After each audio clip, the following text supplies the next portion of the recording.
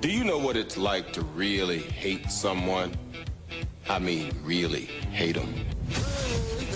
With a passion, a fury, a vengeance. You know what I'm talking about?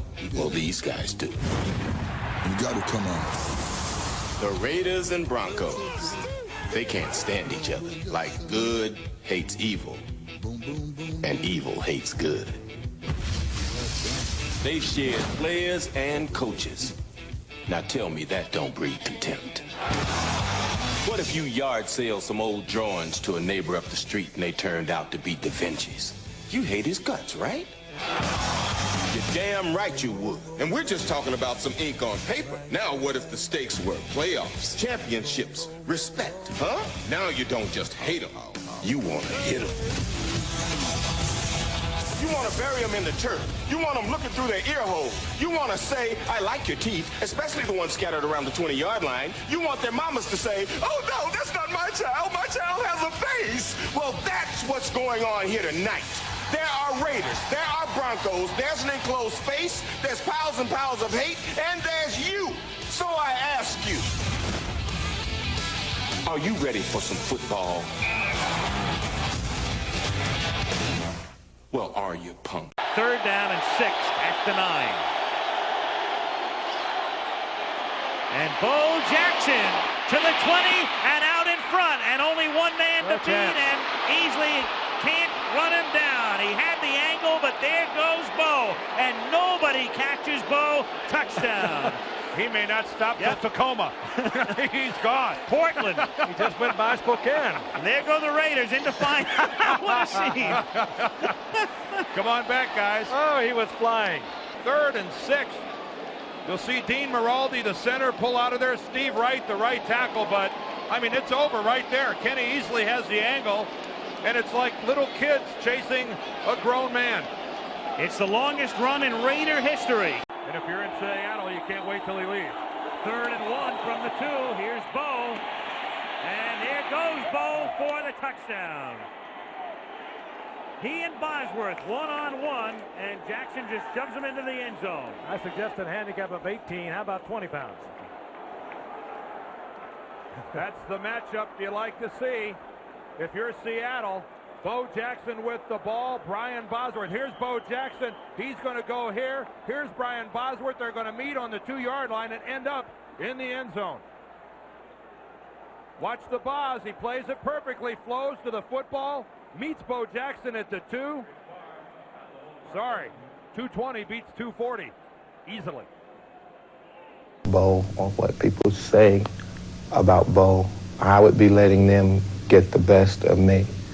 And I go out and live my life for Bo, and I don't let things like that bother me. I used to when I was younger, but I've grown past that stage now. I've learned to accept criticism and let it be at that.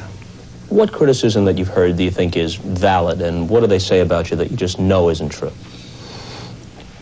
Everything, anything from A to Z, you name it, making accusations and so forth and so on, just things off of the top of their head that I guess they're just saying they're trying to tick me off or so forth and so on, but I don't let that happen. Why do you think so many people seem to resent you? Jealousy, prejudice, I don't know. Do you think there's any sort of racial aspect to this at all? No. Prejudice probably meaning the same thing as jealousy, simply because they can't do it or they want to and they don't have the ability or whatever, that type of prejudice. As you struggled at the plate, was there ever a time when you felt embarrassed on a baseball field? I've never been embarrassed on the baseball field because I know that there's millions of people that would like to be out there in my shoes. Well, not only my shoes, but just being on the baseball field, period. I saw my first year in the major leagues as a learning experience. And to make a long story short, I think I did well, speaking for myself as far as the little amount of baseball that I've had. in the past, and coming in and hitting over 20 homers and 50 ribbies, I think I did great. You were telling me earlier, when you grow up, people exhort you to do one thing. Then you become successful, and all of a sudden the tables are turned. Yes, it's like growing up in Alabama. There isn't too much to do there. People are always saying, you need to get out and do something to make yourself better, get a job, don't sit around here and be a bum for the rest of your life. Get out and meet your nice girl, which I've done. Married to a beautiful doctor, name's Linda, and I have a beautiful son. He goes at the nickname Spud. And I've done that, and now people, they sit up and they criticize me because, well, he is up there on top and he's doing good, and now he don't have time for us. It's not that. My job and my family comes first, and it will always be that way. Team starting today tied for first place. Well, Cincinnati's moved ahead of Pittsburgh, maybe Houston in the Central, Buffalo ahead of Miami in the East, and now the Raiders, can they stay with Kansas City, and can Denver stay with Bo Jackson? The answer is no. Bo has another.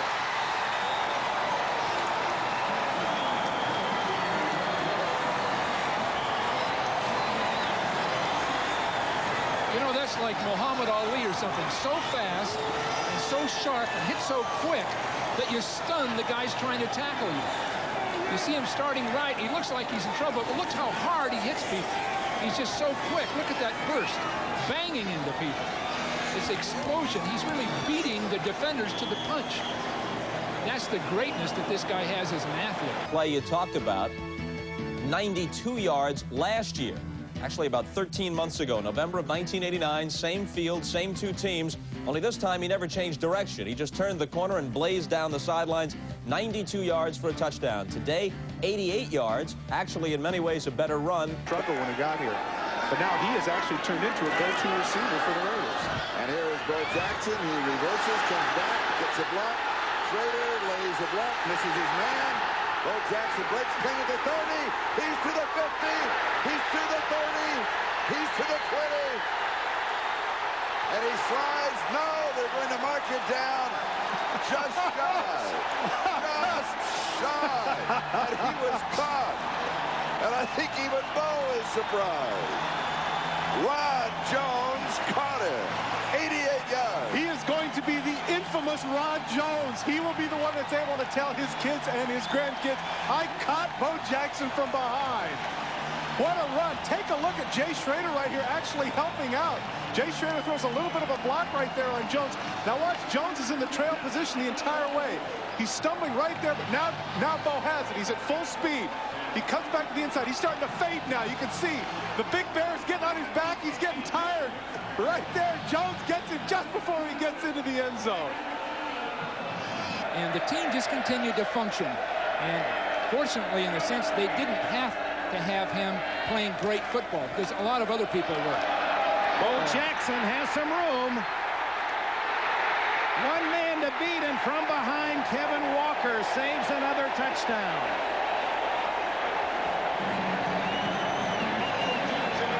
This is just what the Bengals wanted to avoid and just what the Raiders were expecting sooner or later to happen. Some beautiful blocking at the line of scrimmage, and Bo is so strong physically. Those legs are so strong. Talking to Fulcher before the game, he said you can't tackle him in his legs. Look at Steve Smith kick his man out. A great job by Montoya. A beautiful job of pulling and blocking, and watch these broken tackles. So his legs, and of course the Jackson shaken up a bit, has not gotten to his feet as yet. That was a 34-yard run by Jackson, who does not appear to be seriously injured and gets a big hand from this crowd. What a player. He may have pulled a muscle. Rice and his fellow Niners welcomed their former Bay Area natives to Candlestick for their first visit in 6 years. Rice came ready to play. First quarter action. Steve Young with the play action, and he finds Jerry Rice. 69 yards for the score. Career touchdown number 125. It was 7-0 Niners. Just the start for Jerry Rice. Later in the first quarter, Young to Brent Jones, 14-0 San Francisco. Art Shell wasn't ready to give up yet. Second quarter, Jeff Hostetler looking for Tim Brown. 7-yard score, 14-7. Rocket Ismail also ready. Hostetler, the little dump-off pass, and a fabulous move right there, and nearly got in. But the ball didn't break the plane, even though he got 1 foot in. The Raider fans loving it. 23-14 at halftime. Hostetler to Napoleon McCallum. We'll get back to him in a moment because McCallum ready to go to the locker room, ready for battle in the second half. This would be his final play of the night and maybe his final play for some time. If you look at it, it probably ranks up there with the injury to Joe Theismann that ended his career. It's a dislocated left knee. At least that's the original. In Oakland on December 22nd, 2003, only a day after his father passed away, Green Bay quarterback Brett Favre honored his memory with an emotion-charged performance. He passed for 399 yards and 4 scores, and even Raider fans were moved to applaud, although their team was routed 41-7.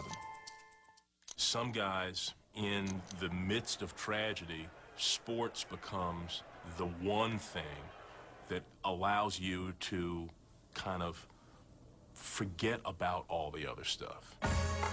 It was just the opposite with Brett. I think this was a 3-hour period where he used it to celebrate his father. And Favre throws, and that is caught by Wesley Walls for a touchdown. And Brett Favre comes out and leads an 80-yard touchdown drive. You can understand a guy having a flaw or two under those circumstances. From the moment he took his first snap until the end, Brett Favre could not be denied that night. Favre, who was 5 for 5 for 105 yards, is 6 for 6 and a touchdown to Javon Walker. Holy moly. Well, boy. He needed that moment. He just needed to be on that field for those 3 hours and get away from it all, and he put on a show. And Favre going deep into double coverage, and it is caught by Javon Walker. Football fans really, they don't actually understand how complicated it is to run an NFL offense, and that Brett could keep his wits about him that night and have that kind of performance. Really typical Brett Favre. I knew my dad would want me to play, and I love him so much and love this game. And it's meant a great deal to me, to my dad, and to my family. And I didn't expect this type of performance, but I know he was watching tonight. After winning only 5 of 20 games, Lane Kiffin is out as Oakland Raiders coach. The Raiders say the move was made for cause, meaning they will likely try not to pay Kiffin for the remainder of his contract. Hired in January 2007 at the age of 31, Kiffin became the youngest head coach in modern NFL history. In his first year on the job, the Raiders finished 4-12. This season, the Silver and Black has gone 1-3, including back-to-back losses that saw them blow fourth-quarter leads. 2 weeks ago at Buffalo, the Raiders led by 9, only to lose 24-23. Sunday at home against San Diego, Oakland led the Chargers 15-3 after 3 quarters, but gave up 25 points in the final period to lose 28-18. Kiffin had frequently criticized Al Davis's franchise as well as the team's performance on the field. Those critiques reached a peak when, after a blowout loss to Denver in the season opener, Kiffin distanced himself from the defense, saying that was under the control of coordinator Rob Ryan and Davis. But a lack of offense can also be blamed for the team's struggles. One telling stat, quarterback Jamarcus Russell has been sacked nearly as many times as he's completed a pass on third down. Russell is 8 for 25 for 127 yards on third downs, getting sacked 6 times. John Klobuchar, The Associated Press. And as Adam Schefter reported last week that it would happen, today Raiders, well, they made it official, naming Tom Cable as their new head coach. Cable went 4-8 as the interim replacement for Lane Kiffin, winning his last 2 games and 3 of the final 6. The team has scheduled a press conference for 4 p.m. Eastern Wednesday, which we will bring to you live here on NFL Network. A look at Tom Cable's road. He was named the interim head coach following the dismissal of Lane Kiffin. He's been the Raiders' offensive line coach since 2007. Before that, following a season in Atlanta in the same capacity. In college, he was the head coach at Idaho, served as an offensive coordinator for UCLA and Colorado. The Raiders, again, 4-8 under Tom Cable's leadership. Hello and welcome to Stage 1 here at NFL Network, along with Coach Jim Mora. I'm Darren Horton. It is great to have you along with us.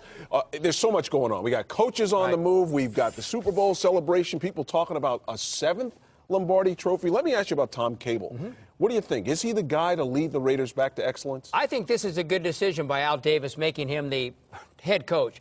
What they did when he took over, they were a dismal team at the beginning of the season. He took over, 4-8, but they got better as the season went on, especially offensively, and he's an offensive guy.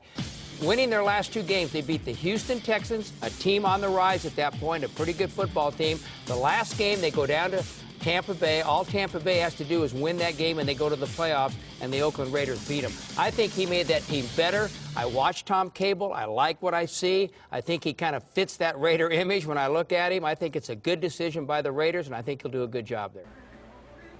Oh, and he punched his assistant coach and stuff like that, and then he went from that, being clear to that, into the punching his ex-wife and the girlfriend and all these other allegations coming along, and he's not winning. If it was winning, they'd probably have a good story coming along, but he's not winning. They're not winning in games. They're losing by a big margin, and just terrible.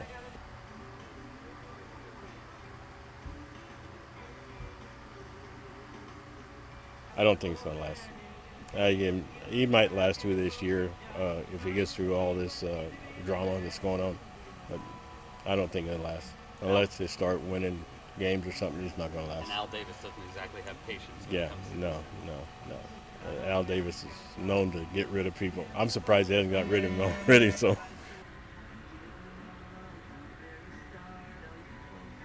I just listen and take it in, but I really don't. It doesn't mean that much to me.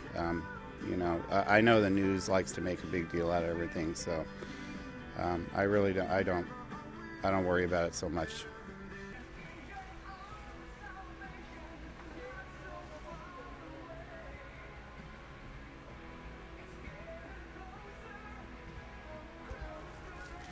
Being a head coach of a football team is a role model to the community. So, I certainly think it plays a big part, and I think it's quite concerning.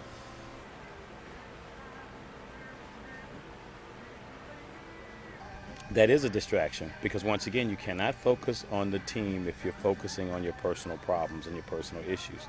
You got to put that behind you, and you got to move on. If you can't do that, it's not going to help. Tom Cable is out as Oakland Raiders coach. The team informed him Tuesday it will not be picking up the 2-year, $5 million option on his contract. The news comes 2 days after the Raiders finished an 8-8 season, their first non-losing record since winning the 2002 AFC Championship. Cable was 17-27 since being promoted from offensive line coach to interim head coach early in the 2008 season, replacing the fired Lane Kiffin.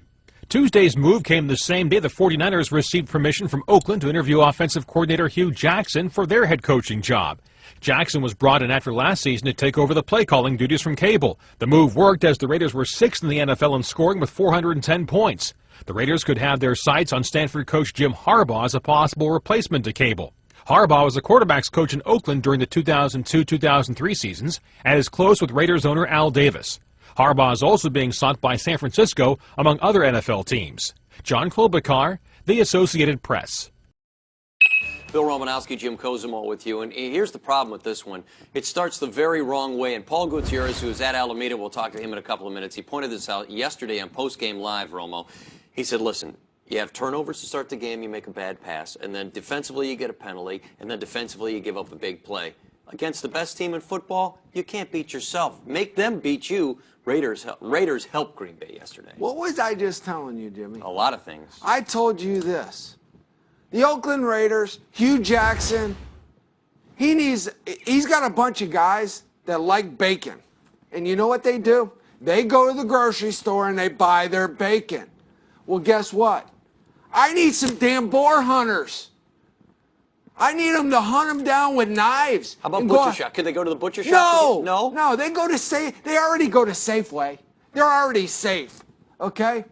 But I need wild boar hunters. I need them to go out there and hunt their pig with a knife. Get it themselves. Hey, rip their throat open and dig down in and get some bacon and eat it.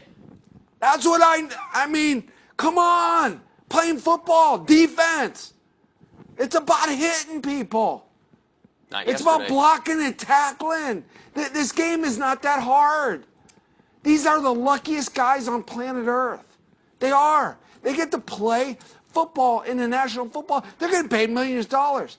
Pay me a stick of bubble gum. Cut off my arm right now. I'm in. Go. I'm in. Count me in. I'm going.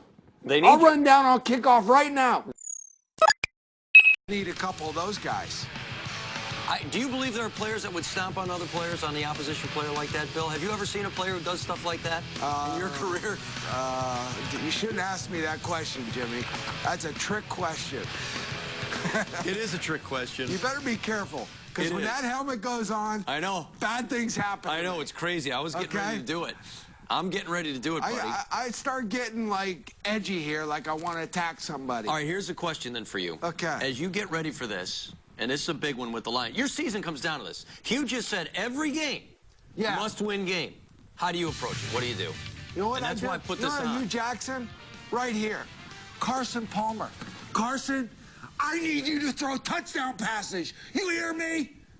That's what Rolando McClain, hit somebody. Richard Seymour, you haven't hit a soul. You didn't even make the stats. Come on, let's go. I need it now. I need it now. We have some breaking news to report, and it comes from this guy, Jay Glazer, joining us now. And the Oakland Raiders firing their head coach, Dennis Allen.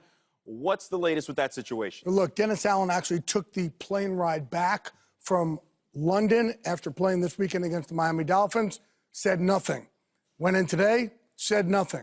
This evening, they placed a phone call and informed their head coach that he has been fired as the head coach of the Oakland Raiders.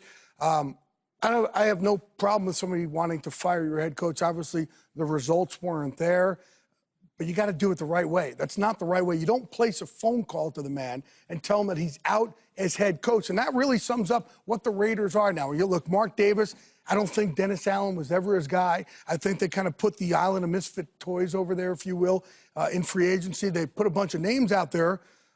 MJD, right? You go out and you get guys like Lamar Woodley, Justin Tuck, who actually has been playing well, Antonio Smith, and you're going, oh, my gosh, look, we got this great team. That's just not it. And obviously, Matt Schaub, right? They've had problems at quarterback. I honestly think that Mark Davis was never a Dennis Allen guy, was always looking for this opportunity.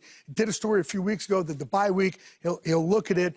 But, you know, this team, it's going to take an awful lot for a bunch of aging veterans to blend together. They were not doing it. So, again, Dennis Allen, he is out as head coach of the Oakland Raiders. We're the first to report this earlier tonight. And, again, they did it by placing a phone call to him instead of talking to him on an 11-hour plane ride back from London. Who's calling the shots in Oakland? Because you mentioned the owner, Reggie McKenzie, relatively new. So it's the owner making the call here. If I'm Reggie McKenzie, I watch my back as well. Well, absolutely. I mean, look, the personnel decisions that they've made, with Matt Flynn over there, with Matt Schaub, things that have not worked out, taking DJ Hayden with their first-round pick last year, and just the way Mark Davis is doing it, I can't blame him because he's learning from Al. Al was a heck of a football mind, but, at the end of it, he was kind of doing it like Steinbrenner, right? Right. So I think he just looks at it, and he does it how he was somewhat brought up looking at it from the outside in, but, hey, this is a National Football League. You do things inside. You're supposed to do things the right way. I always was brought up in this business covering the Giants. So I always was around guys like Wellington Mara and George Young and John Mara and Bob Tisch and stuff. And there's certain ways you do things and don't do things. And again, you want to fire your head coach, I'm good with that, but you don't call the guy up. Through the first 6 weeks of last season, Darren McFadden was arguably the MVP in the National Football League, on pace to rush for 1,500 yards. The Raiders were 4-2.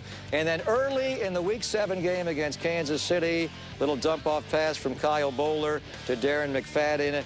The foot injury hit, and that was it for his season and the Raiders' playoff chances. I dropped by Napa earlier and sat down with Run DMC. Here's our Chronicle conversation, and I asked him to go through that horrific injury last year against the Chiefs.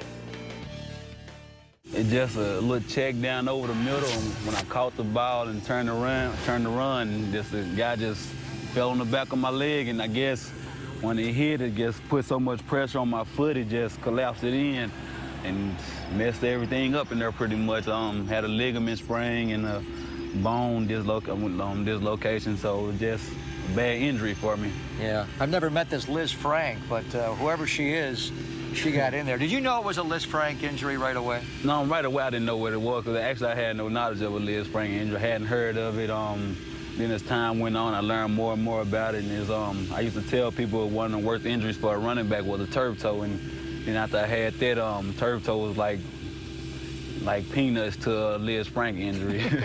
I heard the week after the last game of the season loss to San Diego that you would have been available to play had the Raiders won that game to play Pittsburgh in that playoff game. Is that true? Could you have made the playoffs? The way that I was feeling, I honestly don't think I could have made the playoffs because my thing was I want to be able to run full speed and do what I can do and what I need to do fully out there on the field before I would just go out there and get back on it. And so it was one of those deals where it was, I talked to the doctor and they said it was one of those injuries that take a long time to heal, say 3 to 4 months, you know. So it was one of those deals that just had to ride it out. It wasn't much you can do for it, rehab, and it really could be done. You had to just ride it out until it got better. Yeah, and unfortunately, you never came back. So if you count that Kansas City game, you missed the final 10 games of the year, which was tough, and the team was 4-2 when you went down to injury. You've never played more than 13 games in a season. When you hear the rumors, whispers out there, because people say they're picking their fantasy team now and they want to pick McFadden, but they're worried that you're not going to be there. When you hear people say Darren McFadden is injury prone, how do you react to that? I just say everybody entitled to their own opinion. I've had some bad luck over the years as far as just getting injuries and things. I can't say that I don't consider myself an injury prone player. I've had bad injuries that been caused by getting hit. I haven't had any injuries of just running and you get hurt or anything like that. It's been from getting hit and guys falling on me and rolling me up. And they've all been different. I remember your rookie, you mentioned the turf toe when you were adjusting to the new cleats. Hell, last year you got hit in the eye socket and broke the orbital bone around your eye. It's the shoulder, it's the foot. They're all different injuries, right? Yeah, it's one of those deals, man. Like I say, it's football. It comes along with injuries. So I'm the type of guy, I'm out there going hard, playing hard. So if I get hit, I get injured out there going hard, I'm not going to be one of the type of guys to get down on myself about that. I can live with that. I'm not just going out there and tripping over blades of grass and getting hurt. All right, no more injury talk. We don't want to jinx it, right? Let's talk football. Yeah. The zone blocking scheme. The last few years you ran power, where it was more downhill, and those were your best years in the NFL. Going back to when you were a younger player, when Coach Cable was running the zone blocking, you did that. What's the best scheme for Darren McFadden, the wide cut zone or the pure power downhill? I think for me, just with the first couple years when Cade was here, and I really wasn't I wouldn't say I was fully adjusted to the NFL. I was just out there trying to feel my way and make my way. I didn't really have any confidence going out there. I was just trying to go out there and just find my way. But now I feel like I'm running with the confidence that I have, and it doesn't really matter what kind of scheme I'm in, whether if it's zone or downhill scheme. I feel like I can be successful in either one. Did you go back? I know you did. You watch film of everything. But when you went back and watched your run against the New York Jets, when you broke it down the left sideline, that took people's breath away. When you saw that run, did you think, I'm the best running back in the NFL right now? Adrian Peterson's good, but that run was truly special. Did you arrive at that moment as the best back in football? Yeah, I look up to a guy like Adrian Peterson. He's a great running back, but also I feel like I'm right up there with him. I feel like I'm one of the best backs in this league, so I just want to go out there and just prove to the people, people seeing glimpses of it when I'm healthy and seeing me out there on the field, but I just want to go out there and put together a full season and show everybody that I can be there with my back. Because that run against the Jets, the one in Kansas City your rookie year was amazing when you dove for the pylon, but the one against the Jets showed the power and then that breakaway speed where you hit that second level and no one's catching you. Yeah, I think the Jets game was just an all-around good game for me as far as just showing power and speed. That was the Darren McFadden that everybody's been looking to see, and that's the Darren McFadden that they're going to continue to see. All right, but like any back, great back in football, you need people behind. Michael Bush, were you surprised that he left and went to Chicago? Me and Michael Bush were great friends, so I hated that he had to leave, but it's part of football, and it was one of those things. You have two backs on a team that are pretty good backs that pretty much can start for any team in the league. So, it's just a business decision that we had to make in football, and he had to move on. All right, so Mike Goodson's the guy that comes over. I don't know if you knew much about him in Carolina, but he's had some big games in the NFL. And watching him on the practice field, this number 25, he's spinning, he's cutting, he looks good. Yeah, he's looking great out there. I've seen him make some cuts out there and make some runs out here in practice. It's just amazing. Once you see those guys on Sundays and going and doing that in the game, it's going to be a good thing for us. How about Tywan Jones, young guy? The unfortunate thing is when you got hurt, He got hurt shortly after. Otherwise, he may have been able to take out a lot of Michael Bush's carries last year. What do you see from him in his second year, Darren? Taiwan, you know, he's a great guy.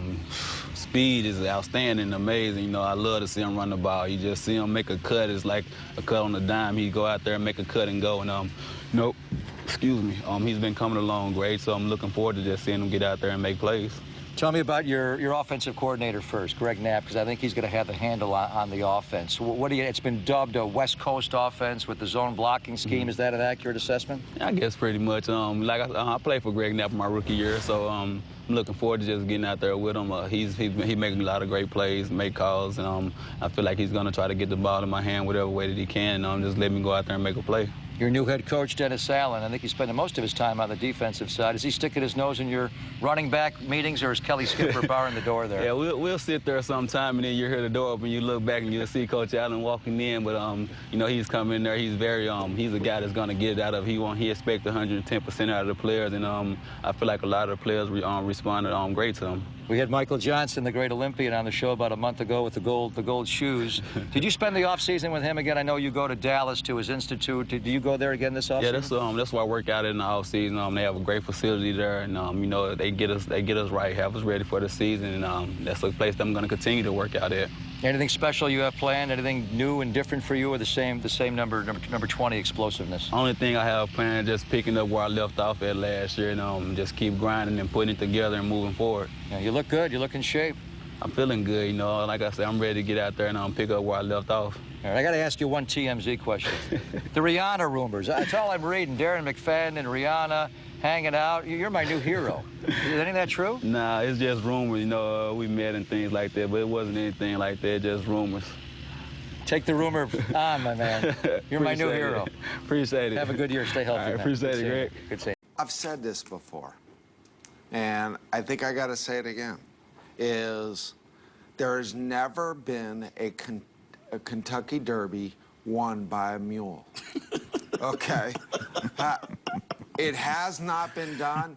I don't think there'll be a Kentucky Derby ever won by a mule. The talent's not there, is what you're saying. We got a bunch of mules. And we're not winning because we have a bunch of mules. We can get them to play hard. We can get them to play hard for a quarter, for a quarter and a half. But guess what? We have to play absolutely perfect football, especially against Denver Broncos. We have mules. We need studs. We need guys that can go out there and take over a football game. We need players like the Denver Broncos have, like the 49ers have, like the Seattle Seahawks have. These great teams that we play against that beat our ass week in and week out, we need some football players.